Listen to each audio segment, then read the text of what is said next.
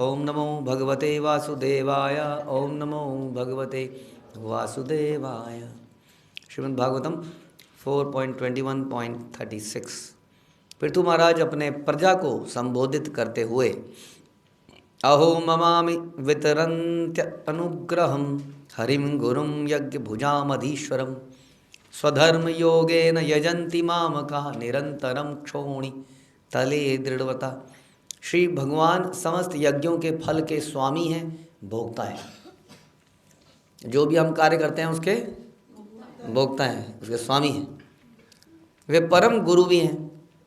इस पृथ्वी तल के जो नागरिक जिनका मुझसे संबंध है और जो अपने कर्मों द्वारा भगवान की पूजा कर रहे हैं, वे मुझ पर परम अनुग्रह कर रहे हैं।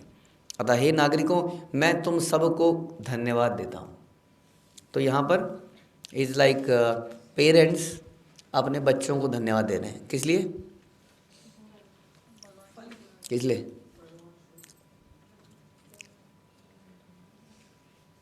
फल के लिए? केले के लिए? हाँ, भगवान पिताजी अपनी संतान को धन्यवाद दे रहे हैं। क्यों? क्योंकि वो संतान क्या कर रही है? भगवान का भजन कर रही है। इसलिए माता पिता, गुरुजन, राजा उनको धन्यवाद दे रहे हैं। ये है। जैसे हमने आपको बताया था एक बार, टेली मार्केटिंग क्या कहते हैं उसको? नेटवर्क मार्केटिंग, है ना? Network marketing. ट्री बनता है जिसमें, तो उसमें आगे से जो भी जुड़ता जाएगा उसका लाभ पीछे वाले को अपने आप मिलेगा। इस प्रकार आपकी संतान अगर भक्ति करेगी, आपकी प्रजा अगर भक्ति करेगी तो आपको लाभ मिलेगा। और वो हमने ये भी डिस्कस किया था पीछे कि यदि वो गलत काम करेंगे तो आपको नुकसान होगा। हाँ, इसलिए धन्यवाद। और वास्तव में भक्तों का बहुत लाभ है। ऐसा हम अक्सर सुनते हैं कि भक्ति इस संसार में बड़ी मुश्किल है। क्यों? क्योंकि कोई नहीं कर रहा है। बहुत लोग कई बार प्रश्न पूछते हैं जब, हाँ, कि बड़ा जब समाज में जाते हैं तो एकदम से लोग कंफ्यूज कर देते हैं हमें। कुछ ऐसा बोलते हैं कि हमारे मन में डाउट आ जाता है ना? क्योंकि अधिकतर लोग वैसे ही हैं। तो इस समय क्या चाहिए हमें? इस समय वो भक्तों का संग चाहिए हमें। उस संग में हमें बल मिलता है, हमें दिखता है। हाँ, इसलिए हम लोग यात्राएं भी करते हैं, बहुत कुछ करते हैं जिसमें हम एक साथ कुछ करते हैं, देखते हैं कि हमें बल मिलता है। हाँ, इसलिए भक्तों का संग इस संसार में बड़ा ज़रूरी है। हम अकेले यहाँ कुछ भी भक्ति करना बड़ा मुश्किल हो गया आज की डेट में। तो इसलिए जब आप प्रचार करते हैं तो आपको ये लाभ उससे मिलता है कि आपने कभी उनको प्रेरणा दी होती है जिसके कारण वो भक्ति करते हैं। जैसे आपने कभी अपने बच्चों की उंगली पकड़ के उन्हें चलाया होता है और एक दिन वो आपकी उंगली पकड़ के आपको चला सकते हैं, है कि नहीं? उसी तरह से इस संसार में हमने किसी को प्रेरणा दी होती है भक्ति करने की, लेकिन धीरे धीरे जब व्यक्ति का शरीर बूढ़ा होता है कई बार, और कई चीज़ों में धीरे धीरे शरीर की वजह से उत्साह जब कम होने लगता है, तब क्या होता है? तब ये जो नई जनरेशन है, जो आगे अपकमिंग है, ये जब आपके सामने उत्साह दिखाती है तो क्या होता है? हमारा उत्साह बढ़ जाता है। हम कहते हैं चलो चलते हैं। एक समाज में इसलिए बूढ़े भी होने चाहिए, बच्चे भी होने चाहिए, स्त्री भी होनी चाहिए, पुरुष भी होने चाहिए। तो हर तरह से बैलेंस बना रहता है। तो ये हमें उत्साह देते हैं। तो कभी आपने समय लगाया होता है इनके ऊपर, फिर ये लोग भी कभी समय लगाएंगे शायद, और हमें उत्साहित करेंगे भक्ति करने के लिए। इसलिए धन्यवाद इन लोगों का देना चाहिए। तो यहाँ बता रहे हैं कि जो भगवान है, सबसे पहले तो प्रभुपाद ही बता रहे हैं कि सबसे पहले तो भगवान जो हैं भोक्ता हैं। सबसे पहले तो ये समझना चाहिए हर चीज़ के, हम भोक्ता नहीं है, ये हमेशा ध्यान रखना चाहिए। और यही परम शांति का रहस्य भी है। नहीं तो हमेशा इंसान अपनी उधेड़ बुन में अपने जाल बिछा लेता है। किस चीज़ का जाल बिछा लेता है? इच्छाओं का जाल, अनंत इच्छाओं का जाल बना लेता है और उसमें फंस जाता है। लेकिन जब वो समझता है कि भगवान भोक्ता है, मैं नहीं, तो वो इच्छाओं का जाल नहीं बनाता है। वो जानते हैं कि कृष्ण की इच्छा से हो रहा है सब, मैं क्या, what is mine in this world. तो इस प्रकार से पहला तो ये बता रहे हैं। और फिर क्या बता रहे हैं कि भगवान क्या है? गुरु हैं। भगवान प्रभुपाद बता रहे हैं कि हृदय में भी गुरु हैं, हृदय के बाहर भी गुरु हैं। हृदय में वो चैत्य गुरु हैं परमात्मा के रूप में, और बाहर भी वो ही गुरु हैं जो साक्षात गुरु का रूप भी वो भी भगवान हैं। बता रहे हैं कि वो क्या है? बद्ध जीव को आंतरिक तथा बाहरी रूप से सहायता करते हैं, स्वयं गुरु के रूप में प्रकट होते हैं, इसलिए उन्हें गुरुम कहा जाता है। यानी कि जो साक्षात भी आते हैं वो भी, उनको भी भगवान ही समझना चाहिए, क्योंकि वो भगवान का ही प्रतिनिधित्व कर रहे हैं हमारे जीवन में। तो ये बताया, इसलिए बता रहे हैं यहाँ पे, क्या बताया कि वे परम गुरु भी हैं, परम भोक्ता भी हैं। इस पृथ्वी तल के जो नागरिक, इसलिए वो जो कि सब कुछ है हमारे, यदि कोई उनकी सेवा करता है, उनकी पूजा करता है, तो वी शुड बी थैंकफुल। हमारा हाँ ये नहीं कहना चाहिए कि नहीं तुम मेरे को नहीं मान रहे हो। कई माता पिता को दिक्कत होने लगती है, मुझे नहीं मान रहे हो तुम, भगवान भगवान कर रहे हो, गुरु गुरु गुरु गुरु कर रहे हो, तो मुझे नहीं मान रहे हो। तो वास्तव में वो पेरेंट्स वास्तव में बड़े भाग्यशाली हैं अगर उनके संतान किसी तरह से भगवान की सेवा में लगी है तो। और अगर ऐसा संतान पेरेंट्स की सेवा को नेगलेक्ट करके भगवान की सेवा में लग जाए तो नुकसान नहीं है उसमें हमारा, हमारे बुढ़ापे का सहारा चला गया। नहीं, कैसे बुढ़ापे का सहारा चला गया ना, लेकिन फिर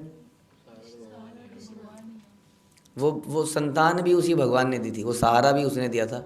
अगर वो सहारा जा रहा है तो सबसे पहले तो दूसरा सहारा तो भगवान कुछ ना कुछ व्यवस्था शुरू करेंगे।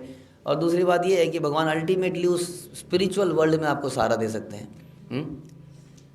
तो कई बार क्या होता है कि गुरु को फेम मिलता है किसके कारण? शिष्य के कारण। उस शिष्य के वजह से जानते हैं। द्रोणाचार्य कौन है? अर्जुन के गुरु हैं, ये उनकी पहचान है कि वो अर्जुन के गुरु हैं। तो इसलिए हम लोग तो कुछ ज़्यादा नहीं भी कर पाए अगर भक्ति में, लेकिन अगर हमने किसी को हेल्प कर दी भक्ति करने, just by giving permissions and favourable attitude, करो करो शाबाश, आगे बढ़ो, तो क्या होगा उससे? उसकी भक्ति का लाभ हमको भी मिलेगा वास्तव में। जैसे सुनीति ने तपस्या करी। सुनीति ने तपस्या नहीं करी, तपस्या किसने करी? ध्रुव ने। लेकिन क्योंकि उन्होंने ध्रुव को प्रेरणा दी और परमिशन दी, तो इसलिए उनको भी लाभ मिला। ऐसा तो कर सकते हैं हम, कम से कम इतना करना तो आसान है। लेकिन इतना करने में भी वही मुझे क्या मिलेगा या मेरा कोई नुकसान तो नहीं हो जाएगा, तो आदमी उसमें भी खींचता है पीछे की तरफ। इतना आगे जाने की ज़रूरत नहीं है, रुक जा, पागल की तरह तू जाएगा तो तेरे को दबा देंगे, काम पे काम दे देंगे। हम भी बिकम प्रोटेक्टिव। किससे प्रोटेक्शन दे रहे हैं हम? भगवान से ही प्रोटेक्शन दे रहे हैं। हाँ, जो सब प्रोटेक्शन देने वाले हैं। अब बताइए, मारे कृष्ण काहे, कैसे प्रोटेक्शन? कौन प्रोटेक्शन दे सकता है? भगवान से। तो हम कई बार भगवान से ही प्रोटेक्ट करते हैं, भक्ति से ही प्रोटेक्ट करते हैं। मैंने जानता हूँ ऐसे कुछ लोगों को, पहले हमारे साथ थे कुछ लोग, वो हमेशा ये कहते थे कि नहीं नहीं नहीं नहीं, मतलब हमारे बच्चे तो बहुत अच्छे हैं, हमारे बच्चे तो बहुत अच्छे हैं, बहुत ही बढ़िया है। इसलिए वो भक्तों के साथ जाने नहीं देते थे उनको ज़्यादा, क्योंकि जाएंगे तो कुछ सेवा बता देंगे, ये हो जाएगा हो जाएगा। और धीरे धीरे धीरे धीरे हमने देखा उन बच्चों की कोई रंग ही बदल गया, जैसे जैसे वो बड़े हुए, जवान हुए। तो दिस इज थिंग। माँ जातु तेजा प्रभवेन महर्दिभि स्थितिक्षया तपसा विद्या च ददीप्यमाने अजीत देवतानाम कुले स्वयं राजकुलाद द्विजानाम। ब्राह्मण तथा वैष्णव अपनी सहिष्णुता, तपस्या, ज्ञान तथा शिक्षा जैसे लक्षणों के द्वारा स्वयं ही महिमा मंडित होते हैं। इन दिव्य रिद्धियों के कारण वैष्णव राजकुल से अधिक शक्तिशाली हैं। अतः यह सलाह दी जाती है कि राजकुल इन दोनों कुलों पर अपना शौर्य विक्रम प्रदर्शित ना करे और उनका अपमान करने से बचे। राजकुल मतलब राजा लोग, राजा के मंत्रीगण या उनके बच्चे बच्चारे। और बता रहे हैं कि राजकुल से भी अधिक सबसे शक्तिशाली संसार में राजा। कह रहे हैं राजा के कुल से भी शक्तिशाली कोई है, वो कौन है? वो है वैष्णव और ब्राह्मण। दो चीज़ बताई जा रही है, ब्राह्मण तथा वैष्णव, वो राजकुल से भी अधिक शक्तिशाली है। हमारे बच्चे बड़े अट्रैक्ट हो जाते हैं क्या करने में? ढूसुम ढिशाम, तीर गोली, टिचा टिचा, तलवार। It attracts because it shows that it is power. उन लगता है पावर है। ऐसे एक राजा थे, कौन? विश्वामित्र। तो विश्वामित्र को अपनी पावर का बड़ा घमंड था, और एक दिन उनके सामने उनकी टक्कर किससे हुई? वशिष्ठ से।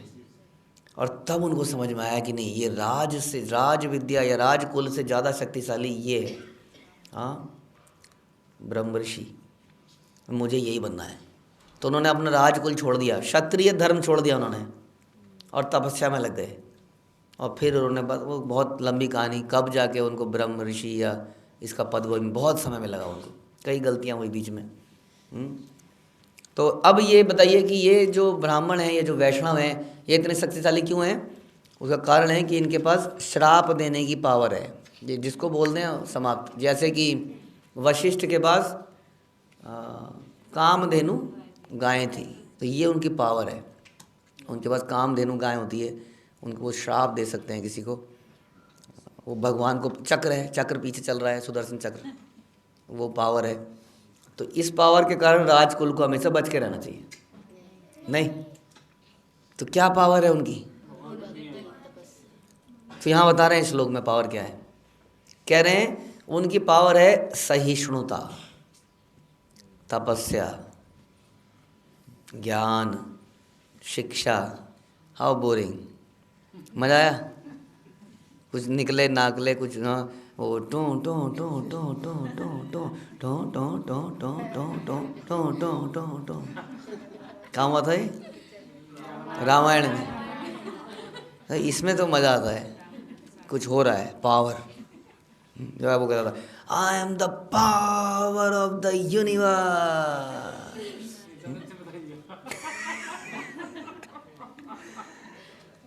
तो इसमें मज़ा आता है हमें। अब क्या बताया, क्या है? ब्राह्मण तथा वैष्णव अपनी सहिष्णुता, मतलब सहन करो। गलती किसकी है? उसकी। सहन कौन करे? मैं। जब भी जाओ कोई शिकायत लेके, सहन करो। तुम उसको जाके सॉरी बोले, मतलब गलती उसने, तुम जाके सॉरी बोलो। ऐसा हुआ है कभी आपके साथ? ये गलती किसी और की थी और आपको बोला गया सॉरी बोलने के लिए। अच्छा, इसका मतलब आप मानते हो गलती किसी और की थी?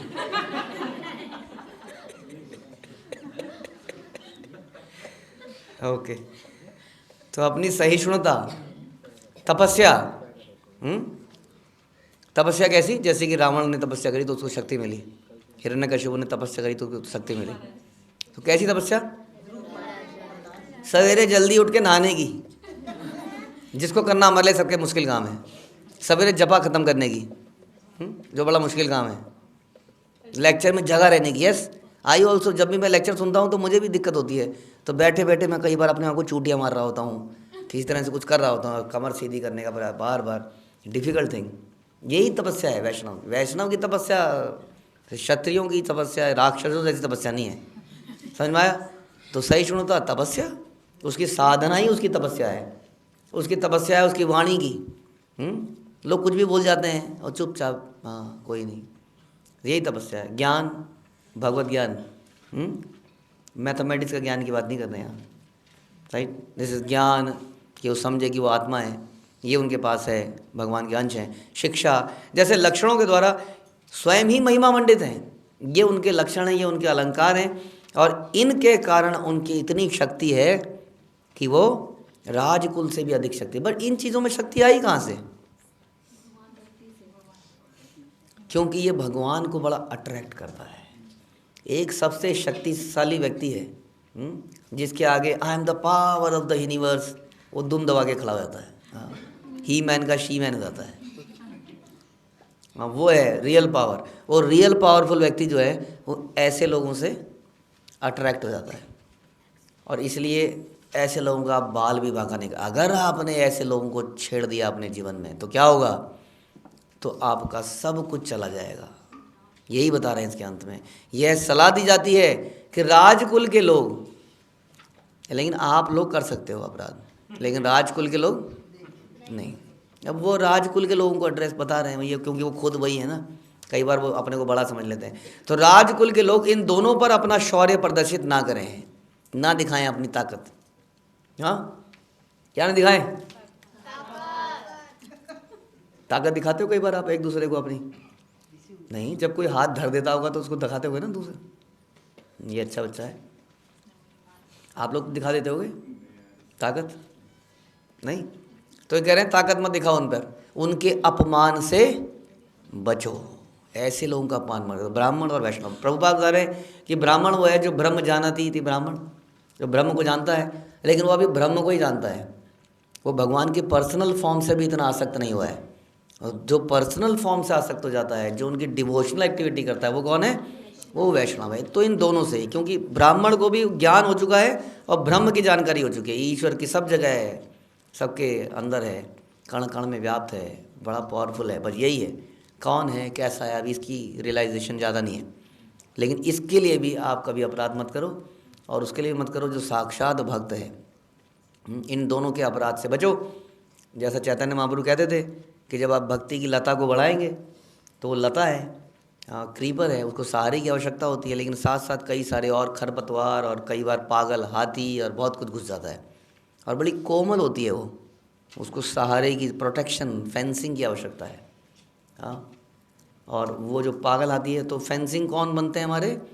ये साधु, है ना, मतलब भक्त लोग, गुरु लोग, और हमारी साधना, ये हमारी फेंसिंग है। लेकिन इस फेंसिंग को भी तोड़ देता है एक पागल हाथी। वो क्या है? वो है वैष्णव अपराध। और प्रभुपाद बता रहे हैं कि इस वैष्णव अपराध से भी, इस वैष्णव अपराधों में सबसे बड़ा अपराध कौन सा है? हाँ, नहीं, ब्राह्मण क्या, वैष्णव अपराध बता रहे, उसमें गुरु की अवज्ञा करना, जो 10 अपराध में आता है सबसे पहले। हाँ, गुरु की अवज्ञा करना। तो गुरु के प्रति अपराध जो है वैष्णव अपराध में बताते हैं कि वो तो हाथी है, पागल हाथी कहते थे महाप्रभु, कहते ये सिंह अपराध हो गया, ये और बड़ा है। तो इस प्रकार से यदि हम ये अपराध करेंगे तो क्या होगा? हमारा सारा शौर्य, पराक्रम, ढेश ढूंस सब खत्म। हाँ, तो विश्वामित्र ने खूब बाण छोड़े इधर उधर से, और वशिष्ठ ने क्या किया जानते हो? आई थिंक उन्होंने ब्रह्मास्त्र भी छोड़ा, something like that, I am not remembering, एक समय पर। तो उन्होंने क्या किया, जो उनका वो तो दंड होता है ब्राह्मण का, उसको ऐसे कर दिया, और बस खत्म। उसके बाण वो सोच रहा है कि इतनी मेहनत, इतनी तपस्या करके बाण छोड़े थे, इसने ऐसी पता नहीं क्या एक डंडा खड़ा करा और ख़त्म हो गया। तो हमारा शौर्य बल समाप्त हो जाएगा। हो सकता है इस तरीके से वैष्णव कुछ ना बोल पाए, वैष्णव पिट भी जाए कई बार आपसे, आपकी बात भी सुन जाए। आपके से बहस में तो वैसे भी कोई नहीं जीत सकता, क्योंकि बचपन से हमने लॉयर आसपास देखे हैं, डिबेट करने में हमसे आगे कोई है ही नहीं, तो हम किसी का मुंह भी तोड़ देंगे, नहीं तो मुंह चुप करा ही देंगे। हाँ, और वो बदले में कुछ शराब भी नहीं दे पाया, डंडा भी नहीं खड़ा कर पाया। लेकिन आपको, हमें पता नहीं है, हम कहते हैं कि वैष्णव की पद धूली हमें माफ़ नहीं करती है। कृष्णा नेवर फॉरगेट्स दिस, तो ये ध्यान है। और वो ही इज़ पावरफुल, और कृष्ण से पंगा तो नहीं लोगे आप, आई थिंक। हाँ, इसलिए ऑलवेज भी यहाँ पर बता रहे हैं, फिर तुम्हारा एडवाइस कर रहे हैं, ऐसा कभी भी मत करना कि किसी वैष्णव के प्रति अपराध हो जाए। ठीक है जी, नहीं तो सब जमा पूंजी सब खत्म। ओके, हरे कृष्णा। श्रील प्रभुपाद की जय, ग्रंथराज श्रीमद् भागवतम की जय।